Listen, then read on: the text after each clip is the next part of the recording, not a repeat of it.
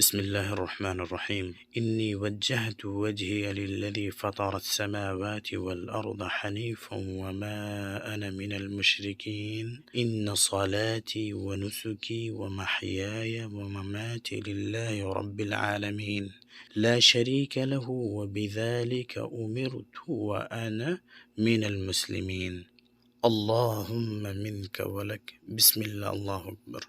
یہ دعا پڑھ کے جانور ذبح کریں گے. جانور ذبح ہو جائے اس کے بعد یہ دعا پڑھیں: اللہم تقبلہ منی کما تقبلت من حبیبک محمد وخلیلک ابراہیم علیہ السلام.